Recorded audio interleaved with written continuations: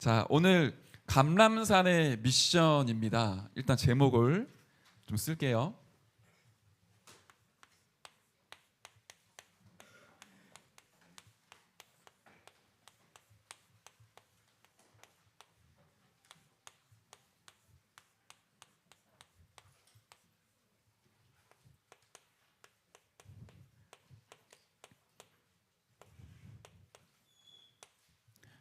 제가 지난주에 서론에도 얘기를 했는데 목회자로 오기 전에 노래를 가르치는 직업을 했었어요.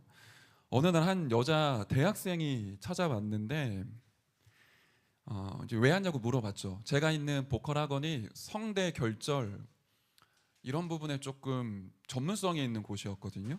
그러니까 이 친구가 성대 결절 걸려서 온 친구예요.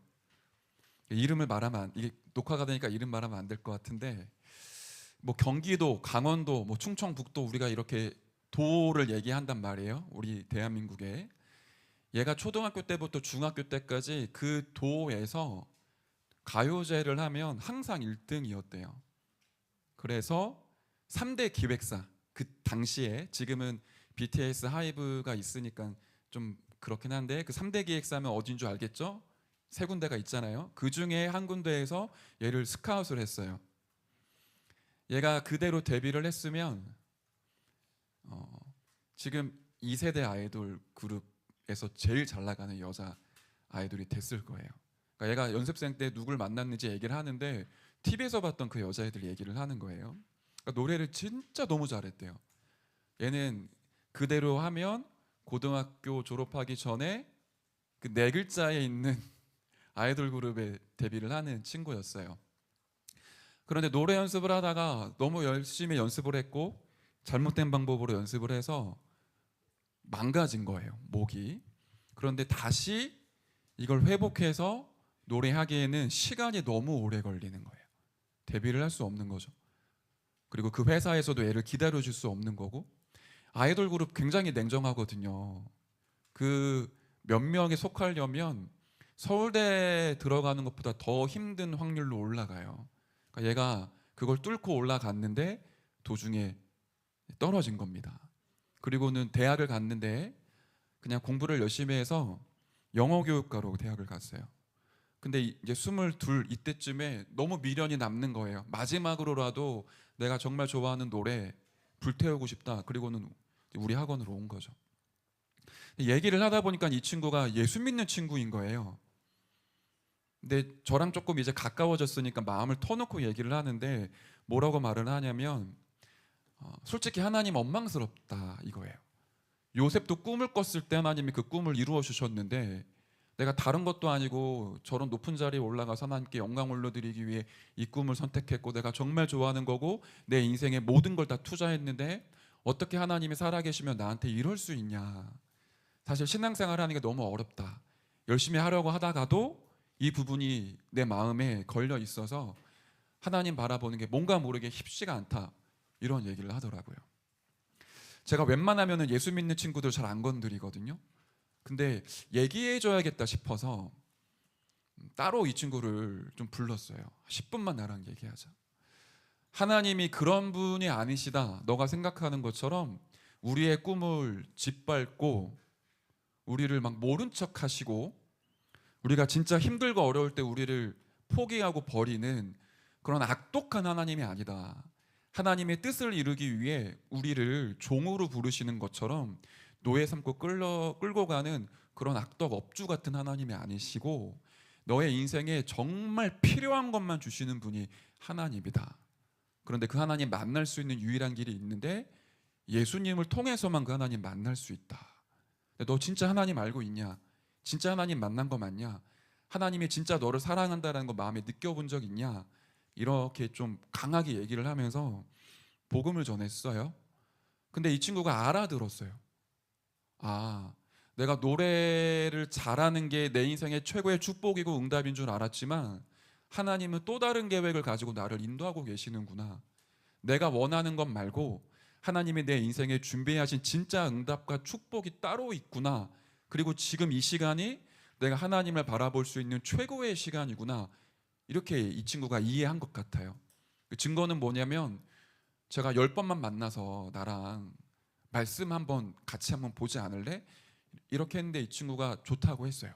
그리고는 같이 수업 시간 외에 한 10분 정도만 성경 펴고 얘기를 한 거예요. 그런데 이 친구가 진짜 은혜를 받기 시작을 했어요.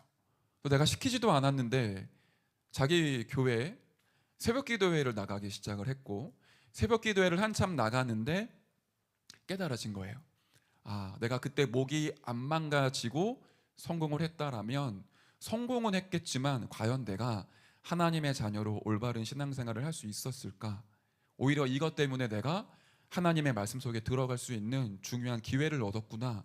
그 부분이 깨달아졌고, 자기가 하나님 만나게 너무 감사하기 시작을 하니까 주변을 돌아보기 시작을 한 거예요. 누굴 보게 됐냐면 가장 친한 친구가 쌍둥이인데 얼마 전에 그 쌍둥이 아버지가 스스로 목숨을 끊으신 거예요. 친구들이 막 완전 낙심해서 주저앉아 버렸어요. 그러니까 이 친구가 그 친구 살리겠다고 새벽 기도회를 가면서 친구를 위해 울면서 기도를 하는 거예요.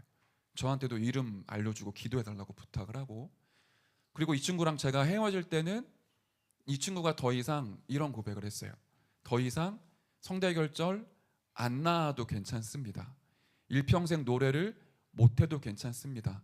하나님은 나의 노래를 음성으로 들으시는 게 아니라 내 영으로 들으시기 때문에 제가 마음껏 하나님을 찬양하겠습니다. 그리고 그 아버지 자살했던 친구들에게 복음 전하고 교회로 데리고 왔어요.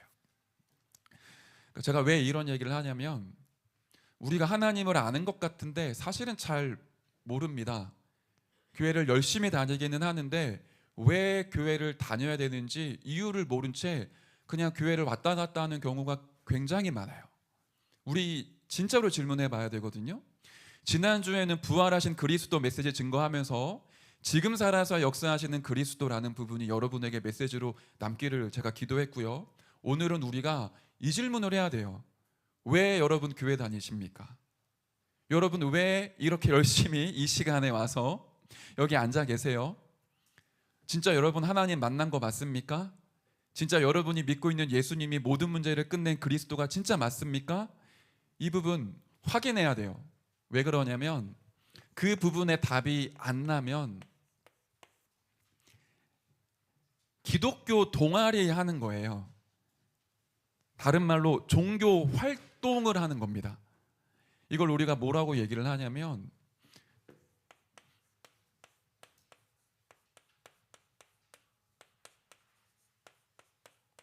종교생활이라고 얘기를 해요. 뭐가 종교생활일까요? 단순한 것 같지만 굉장히 깊은 내용이 있어요. 모르는 거예요. 호세아 4장 6절에 보면 이 백성이 하나님을 아는 지식이 없어 망한다고 호세아 선지자가 하나님께 영감을 얻어 선포했거든요. 교회를 다니는데 몰라요. 내가 왜 교회를 다녀야 되는지, 왜 하나님 만나야 되는지, 예수 믿으면 어떻게 되는지, 왜 예수를 믿어야 되는지, 이 부분이 답이 안 난 채로 교회를 10년, 20년 왔다 갔다 하는 겁니다. 그러면 어떻게 될까요? 하나님 없이 자꾸만 나밖에 몰라요. 이 말은 이기주의를 얘기하는 거 아니에요. 우리의 창조 원리는 하나님과 함께하는 나, 임마누엘이 나를 얘기하는 거예요. 그런데 하나님 없이 내가 원하는 대로 되어지는 대로 내가 살고 싶은 대로 인생 살아가게 돼요. 근데 너무 무서운 건 뭐냐면 이게 보이지 않는 하나의 우상입니다. 나라는 우상인 거예요. 그래서 예수님을 믿어도 교회를 다녀도 내가 잘 돼야지 내가 예수 믿어주는 거예요. 내 뜻대로 하나님이 응답하셔야 내가 교회를 다녀주는 신앙생활을 합니다. 근데 그 배후에 누가 역사할까요?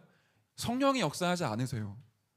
사단이 속이고 여러분을 아무도 모르게, 나 자신도 모를 만큼 여러분을 끌고 다닙니다. 내가 일평생 교회를 다니는데 실제로는 사단에게 심부름할 때가 너무 많아요. 그래서 이 부분에 진짜 질문해 봐야 돼요. 내가 왜 교회 다니는지, 내가 왜 하나님 만나야 되는지. 오늘 읽었던 본문이 예수님이 부활하시고 난 이후의 일들을 얘기하는 거예요. 그 당시에 예수님을 따라다닌 제자들이 굉장히 많았습니다. 그리고 예수님을 따라다닌 무리들도 굉장히 많았습니다. 이 사람들이 3년이라는 기간 동안 예수님과 함께 살았어요. 만약에 여러분 지금 이 자리에 김태형 목사님이 아니라 예수님이 와서 설교하신다고 생각해 보세요. 여러분 지금 잠자다가 다 깨어 일어날걸? 예수님이 여러분과 3년 동안 같이 산다고 생각해 보세요. 여러분 인생 달라질 것 같아요? 안 달라질 것 같아요? 달라질 것 같죠? 이 사람들은 3년을 같이 살았는데 몰랐어요. 너무 이상하죠? 우리의 모습과 사실 똑같습니다. 교회를 10년, 15년 지금 그렇게 여러분들 다니고 있잖아요. 모태신앙이잖아요. 근데 여러분 진짜 하나님 아십니까? 이거는 뭐라고 하려고 하는 게 아니라 우리가 답을 내야 되기 때문에 스스로 질문을 해보는 거예요. 3년이라는 시간 동안 예수님 살아계신 거 목격을 했고, 예수님 따라다니다 보니까 예수님이 기적도 많이 베풀어 주셨죠. 그거 전부 다 눈으로 목격을 했단 말이에요. 심지어 죽었어요. 시체 앞이에요. 시체가 지금 앞에 있는데 예수님이 달리다굼 한마디 하니까 시체가 그 세마포를 다 풀고 일어나서 살았단 말이에요. 그 정도 봤으면 예수님 누군지 알아야 되잖아요. 그 정도 들었으면 느껴야 되잖아요. 3년을 같이 있었는데 예수님이 십자가 지실 때는 전부 다 도망갔습니다. 몰랐다는 거예요. 예수님이 정확히 누군지 몰랐다는 거예요. 예수님이 십자가 지시기 전부터는 얘기를 하는 겁니다. 뭐라고 얘기했을까요? 야, 이제 내가 앞으로 이스라엘 나라를 구원할 거기 때문에 베드로 너는 내 오른쪽, 야고보 너는 왼쪽, 이렇게 얘기했을까요? 반대 얘기를 꺼내기 시작을 했어요. 내가 조금 있으면 십자가에 못 박혀 죽을 거다. 그러니까 누가 제일 싫었을까요? 그 얘기를? 예수님을 팔은 가룟 유다가 제일 싫었습니다. 왜 자꾸만 죽는다고 하시지? 나는 예수님께 내 인생 전체를 다 맡겼는데 예수님 믿으면 성공해야 되는 거 아니야? 그래도 내가 한 자리를 올라가야 되는 거 아니야? 그 생각을 했겠죠. 근데 예수님이 죽는다고 하니까 제자들이 막 두려워 떨기 시작을 했습니다. 그런데 그날이 진짜로 왔어요. 예수님이 로마 병정들의 손에 이끌려 잡혀갔고요. 고난 당하십니다. 알죠? 채찍질을 당하시는데 채찍이 그냥 일반적인 채찍이 아니에요. 그냥 채찍을 휘둘러도 아픈데 채찍에다가 요만한 대못을 달았어요. 채찍을 한 번씩 휘두르면 몸에 착 하고 감기잖아요. 그걸 딱 떼면 살점에 같이 떨어져 나가는 거예요. 예수님이 그 모진 매질을 당하는 걸 누가 목격했을까요? 제자들이 본 겁니다. 무리들이 본 거예요. 그러니까 끝까지 따라갈 수 있나요? 못해요. 전부 다 도망갔어요. 심지어 베드로는 끝까지 있다가 같이 불 쐬고 있던 어떤 사람이, 어떤 여종이 당신도 예수쟁이잖아, 그런 얘기 하니까 예수님이 보고 계신데 예수님 앞에서 저주하고 부인하고 도망을 갔어요. 3년이라는 시간을 같이 있었는데 예수님을 부인할 수밖에 없었던 베드로. 어쩌면 그게 우리의 상태일 수도 있습니다. 우리의 모습과 굉장히 흡사하기도 해요. 그리고 드디어 그날 갈보리산 골고다 언덕에 예수님이 십자가 지시고 올라갑니다. 따르는 여자들이 막 많이 울죠. 울어도 소용이 없는 거예요. 예수님 십자가 올라가실 때. 그래도 예수님이 혹시 살아나지 않을까? 혹시 대역전극이 벌어지지 않을까? 예수님의 양 손에 엄청나게 큰 대못을 병정들이 박습니다. 머리에는 가시로 된 멸들관을 씌웁니다. 온몸이 피로 젖었어요. 그리고는 햇빛에 십자가에 달리셔서 마르기 시작을 하는데 예수님이 안 돌아가시니까 로마 군인이 옆에서 창으로 예수님의 옆구리를 찔렀어요. 뺐을 때 어땠을까요? 이런 건 성경에 없지만 이거 다 터지는 거예요. 예수님이 그런 고통당하고 십자가에서 죽는 걸 제자들이 목격을 한 겁니다. 생생하게. 그러나 예수님과 함께 할 수 없었던 제자들. 그리고는 뿔뿔이 다 흩어졌어요. 베드로는 다시 고기 잡으러 갔고요. 세리 마태도 제 갈 길로 전부 다 도망친 겁니다. 자, 우리에게 메시지가 있죠. 여러분 만약에 3년이라는 세월 동안 예수님 따라다녔는데 예수님이 그런 고통당하고 어느 날 종적을 감췄다. 여러분 끝까지 신앙생활 유지할 수 있겠습니까? 근데 이때 역전극이 벌어지죠. 예수님이 지난주 메시지였어요. 어떻게 하시죠?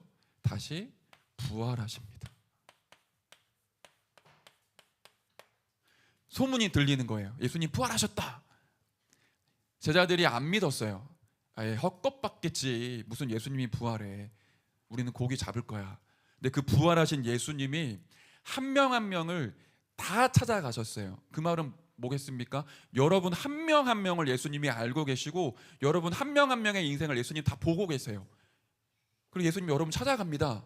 부활하신 그리스도가 여러분을 찾아가셔서 여러분에게 꼭 필요한 말씀을 직접 전달하시는 거예요. 뭐라고 얘기하셨을까요? 왜 십자가에 예수가 죽어야 되는지, 왜 부활해야 되는지, 그게 너랑 어떤 상관이 있는지 예수님이 말씀을 통해서 제자들의 마음에 메시지를 심기 시작을 했어요.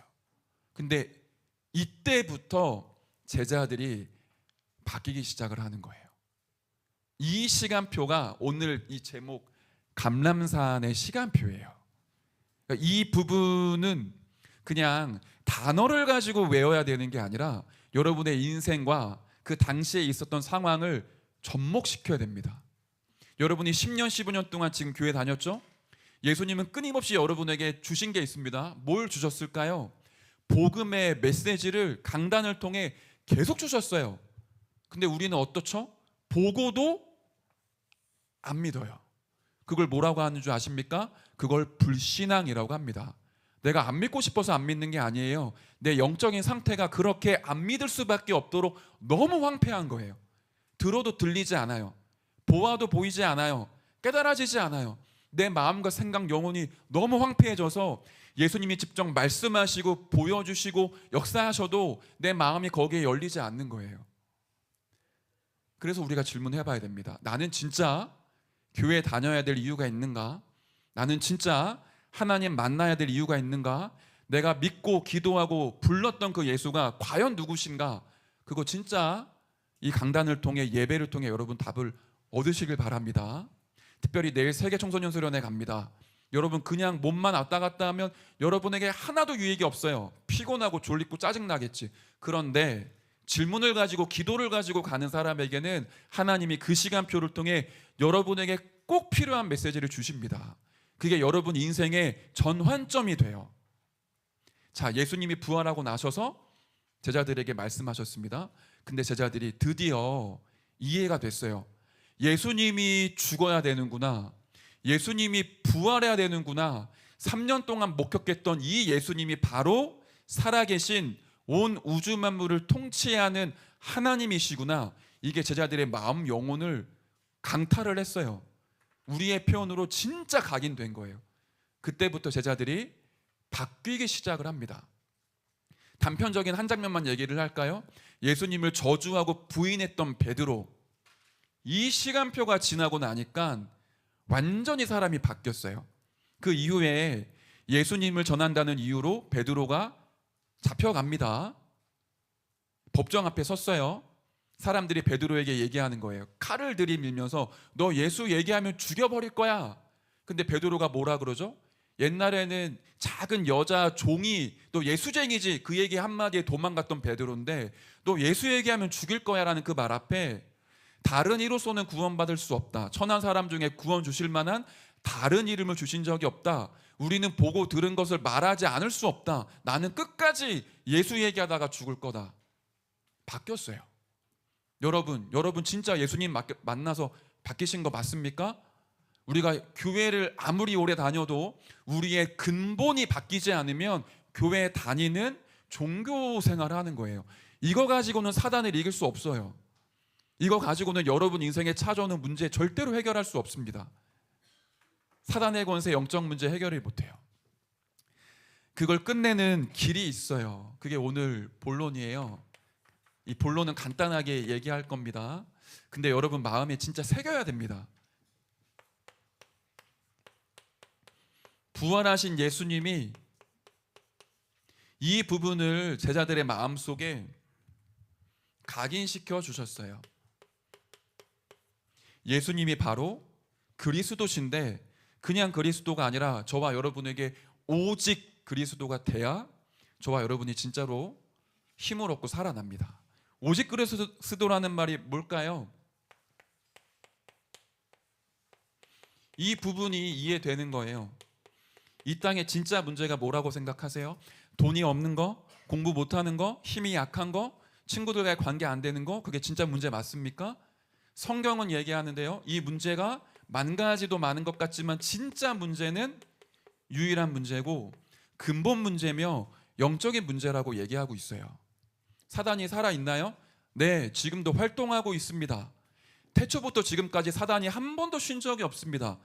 예수님 재림하시는 그날까지 활동합니다. 그 존재가 사람에게 찾아와서 사람을 속였고요, 첫사람이었던 아담과 하와가 하나님 떠나는 범죄를 저질렀어요. 그 이후로 인간에게 끊임없는 저주와 재앙이 밀려옵니다. 지옥처럼 살다가 지옥에 갈 수밖에 없는 사람이에요. 여러분에게 질문 한번 해볼게요. 제가 지금 김태형 목사님이고 여러분 볼 때 저로 하면 안 되겠다. 네, 굉장한 엘리트 재벌이 한 명 있다고 생각해 보세요. 근데 이 사람이 평소에 굉장히 선한 사람이라 각종 단체에 막 기부금을 어마어마하게 했어요. 그러면 사회에서 뭐라고 얘기하죠? 날개 없는 천사라고 얘기할 거 아닙니까? 이 사람 진짜 좋은 사람이다. 자, 이 사람이 한 명 있고요. 또 한 명은 맨날 클럽 뒷골목에서 춤추고 노래 부르다가 마약에 중독돼서 지금 인생 완전히 무너진 사람이 있어요. 여러분이 볼 땐 누가 더 나은 것 같습니까? 엘리트 재벌과 마약에 중독된 사람, 누가 더 나은 사람인 것 같아요? 사회에서 볼 때는 기부 많이 하고 선행 많이 하고 돈 많이 벌고 성공한 사람 훌륭하게 보겠죠. 마약 중독돼서 이상한 범죄 저지르고 인생 자포자기한 사람 보면서 실패자라고 얘기하겠죠. 그런데 두 사람의 영적 근본 상태는 똑같아요. 제가 김태형 목사 아닙니까? 그런데 제 근본의 영적 상태, 하나님 만나기 전에 영적 상태나 마약 중독돼서 자살 시도하고 있는 그 사람이나 상태가 똑같아요. 그걸 보고 원죄라고 합니다. 여러분 모태신앙이기 때문에 내가 지은 죄 별로 없다고 생각하죠. 여러분은 죄인이라는 단어 별로 가슴에 안 와닿죠? 그 죄 얘기하는 거 아니에요. 거짓말하고 속이고 이런 거 아니에요. 하나님 떠나 있는 자체가 원죄인데 그 죄의 크기가 어마어마합니다. 그게 우리가 저지르는 범죄에 비하면 너무 커요. 그 죄 때문에 저주 재앙이 파도처럼 밀려오거든요. 그걸 영적인 문제라고 해요. 그 영적인 문제 한번 얻어맞으면 아무도 거기서 빠져나올 수가 없어요.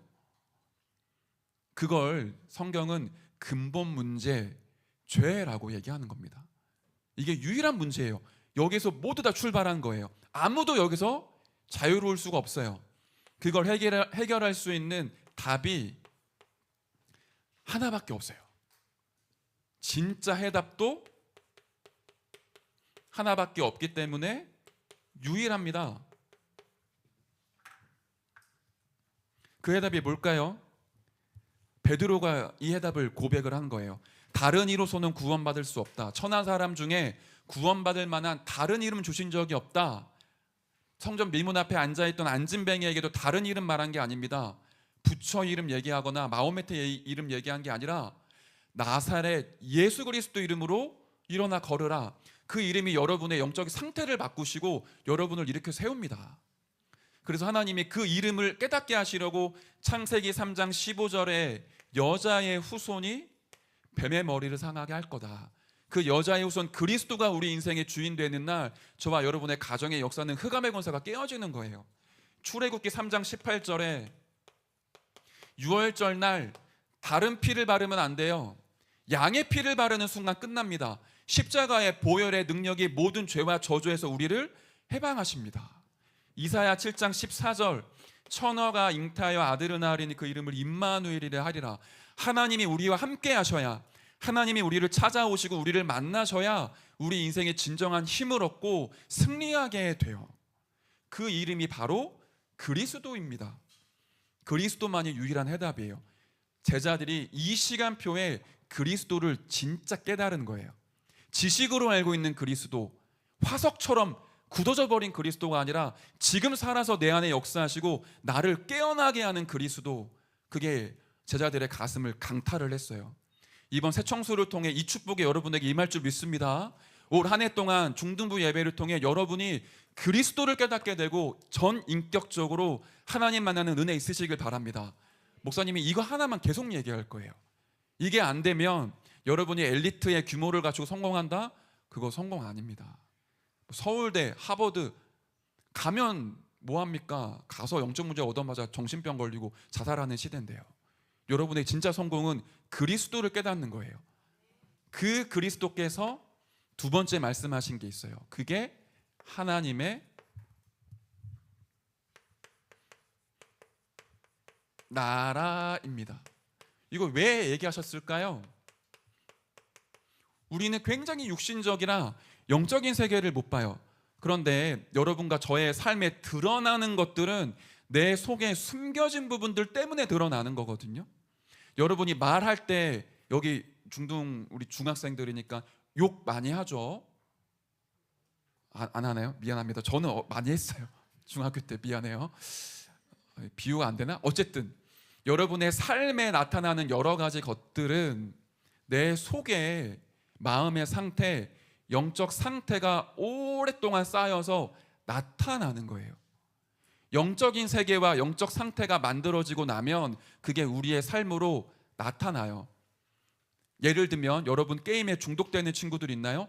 아무나 게임에 중독되는 거 아니에요. 근데 게임 한번 하는데 거기에 빨려 들어가는 친구들이 있거든요.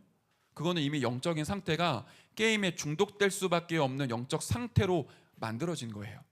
눈에 안 보이는 영적인 세계가 훨씬 중요한 겁니다. 근데 그 안 보이는 세계 속에 누가 활동을 하냐면 사탄이 흑암의 세력들을 데리고 온 지구와 사람들을 장악했습니다. 여러분의 가정을 공격하는 것도 예예요. 여러분의 학업에 역사하는 것도 예예요. 안 보일 뿐입니다. 그래서 하나님이 이 사탄의 나라, 사탄의 왕국을 무너뜨리고 하나님이 이 부분의 주인으로 역사하시기 위해 하나님 나라의 일을 40일 동안 말씀하신 거예요. 하나님 나라의 주인이 누구시죠? 내가 아닙니다. 성삼위 하나님이 그 나라를 가지고 온 우주 만물을 통치하고 계세요. 눈에 보이지 않지만 지금 여기에도 악한 영들은 활동하고 있어요. 그런데 기도하는 한 사람 때문에 여기 누가 와 있을까요? 보좌에서 파송받은 천사도 이 자리에 있습니다. 그리고 그게 여러분의 신분, 권세, 배경으로 주어져 있어요. 제가 무관의 제왕이라는 단어를 쓰잖아요. 왜냐? 우리가 만왕의 왕 대신 하나님의 자녀이기 때문에 왕자, 공주입니다. 우리는 왕의 신분을 가지고 있어요. 그게 우리의 배경인데 그 배경이 모든 것을 통치하고 다스리고 살리는 하나님의 나라입니다. 그래서 여러분이 아빠 엄마에게 잘해서 서로 사랑받고 화목한 가정도 만들어야 되겠지만 여러분의 가정에 하나님의 나라가 먼저 임해야 됩니다. 여러분 마음 생각에 그 공허하고 허무한 그 부분에 하나님의 나라가 임해야 돼요. 그 공허한 부분에 게임과 SNS와 친구를 채우면 끝이 안 나요. 바닷물 퍼마시는 것처럼 하나님의 나라가 내 마음 생각 영혼에 임할 때 내 영혼이 힘을 얻고 평안해집니다. 그걸 하나님이 말씀 주신 거예요. 이게 아무것도 아닌 것 같죠? 세상을 승리하게 되는 굉장히 큰 비밀입니다. 지금 중학교 1학년 친구들도 여기 많이 와 있는데 이거 가지고 여러분 학교를 두고 기도하세요. 하나님, 제가 가야 될 학교에 하나님의 나라가 임하게 해주세요. 여러분 가정이 지금 깨어지고 여러분 가정에 많은 슬픔과 아픔 와 있습니까? 우리 가정을 공격하는 흑암의 권세를 깨트릴 하나님의 나라가 임하게 해주십시오. 제가 이번 겨울방학 동안에 이걸 볼 수 있도록 저에게 힘을 주십시오. 여러분 진짜 기도하고 응답 받으시길 바라요. 자, 마지막으로 예수님이 얘기하신 게 있습니다. 그게 뭐였죠? 예수님이 하늘 보좌 우편에 계신데 보혜사 성령을 우리에게 보내어 주셨어요. 왜 그럴까요? 우리의 능력은 한계가 있습니다. 우리는 습관과 체질이 돼 있어요. 뭐로 습관되어 있냐면 하나님 없는 내 힘으로 하는 것, 내 힘으로 생활하고 내 힘으로 공부하고 내 힘으로 문제 해결하고, 그러니까 아픈 것도 나고 응답받는 것도 나고 모든 게 나예요. 그거는 창조 원리가 아니에요. 하나님 그렇게 우리를 약하게 만들지 않았어요. 하나님이 성령으로 우리 속에 함께 하셔서 우리에게 뭘 주시죠? 하늘로부터 오는 힘, 진짜 능력, 권능을 주십니다. 이거는 하나님이 성령으로 내 속에 살아 계셔서 내 안에서부터 뿜어나와지는 힘이에요. 무한해요. 한계가 없어요. 우리는 얼마나 복잡하면서 단순하고 또 강하면서 약하냐면, 나는 내 감정 하나 이기는 것도 되게 힘들어요. 친구들이랑 싸울 때는 막 죽일 것처럼 주먹질하고 욕하고 싸우다가도 혼자 있을 때 작은 내 감정 하나 이기지 못해서 울 수밖에 없는 나이거든요. 나는 한계 있습니다. 공부 잘하고 힘세고 싸움 잘하는 거, 그거 진짜 능력 아닙니다. 우리의 진짜 능력은 성령의 역사하시는 성령 충만이에요. 근데 이걸 우리가 우리의 방법으로 안 가지고 있으면 내 힘으로 버텨야 되거든요. 그걸로는 나 자신도 바꿀 수 없습니다. 하나님의 능력이 임할 수 있도록 성령이 내 속에 함께 하시면서 나를 어디까지 인도하시냐, 이 단어 굉장히 은혜되지 않나요? 나는 나 하나 인생도 정복하기 힘든데 하나님이 땅끝까지 복음 증거해서 세상을 복음으로 정복할 증인으로 세우시겠다고 약속하신 거예요. 그래서 우리는 무관의 제왕이고 세상 살릴 증인이고 세상을 정복할 정복자입니다. 사단이 여러분의 인생을 정복하도록 두지 마세요. 여러분은 무관의 재앙입니다. 여러분은 왕의 자녀입니다. 사단을 꺾을 수 있는 신분권세가 여러분에게 주어져 있어요. 그걸 믿기만 해도 돼요. 그런데 잘 안 믿어지죠? 그러니까 예배 드리는 거예요. 이때만 여러분 집중하세요. 하나님이 여러분 마음에 성령으로 역사하셔서 은혜 주시고 믿게 하시고 깨닫도록 하실 거예요. 이 세 가지 기억하세요. 나에게 정말 그리스도가 어떤 분이십니까? 하나님 나라의 일이 무엇입니까? 성령의 역사하시는 증거가 무엇입니까? 그거 이번에 우리가 새청수를 통해 확인하고 증거로 누려야 되겠습니다. 마지막 결론, 우리의 미션, 감람산에서 예수님이 주신 미션이 무엇이었냐?